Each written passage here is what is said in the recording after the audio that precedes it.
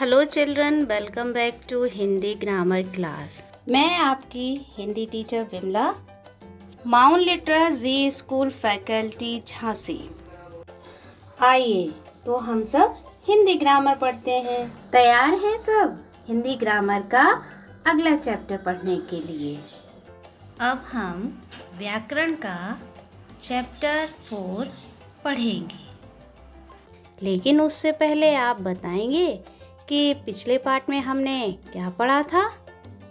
याद आया? हाँ, हमने पिछले पार्ट में मात्राओं के बारे में पढ़ा था और जाना था। तो बच्चों, मात्राएं कितनी होती हैं? 11। और सभी मात्राएं स्वरों की ही होती है। बच्चों, व्यंजन के वर्णों के साथ किस मात्रा का प्रयोग होता है? क्या किसी को याद है? हाँ, अ की मात्रा का व्यंजन के वर्णों के साथ प्रयोग होता है। आज हमारा व्याकरण का चैप्टर 4 संयुक्त वर्ण है। आइए हम इस पाठ को पढ़ते हैं। पाठ 4 संयुक्त वर्ण। बच्चों, यहाँ पर आपको एक चित्र दिख रहा है। इस चित्र में कुछ शब्द लिखे हैं। आइए हम इन शब्दों को पढ़ते हैं। पत्ता, गन्ना, बच्चा, गुब्बारे, बल्ला। बच्चों, हम और आप रोज बहुत सारे लोगों से बातचीत करते हैं। तो जब हम बातचीत करते हैं तो हमारी बातचीत में कुछ ऐसे शब्द आते हैं जिनमें व्यंजन के वर्ण 2 बार पास पास बोले जाते हैं। जैसा कि इस चित्र में हमने पहला शब्द पढ़ा, वह था पत्ता। पत्ता में देखिए आप, त 2 बार लिखा गया है।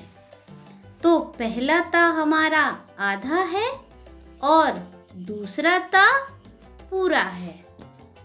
ऐसे शब्दों को लिखते समय पहले व्यंजन के वर्ण को आधा और दूसरे व्यंजन के वर्ण को पूरा लिखा जाता है।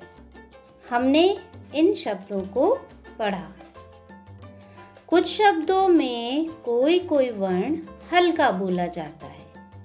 जो वर्ण हल्का बोला जाता है वह अ के बिना होता है और वह अपने अगले वर्ण के साथ मिलता है। इसे ही संयुक्त वर्ण कहते हैं।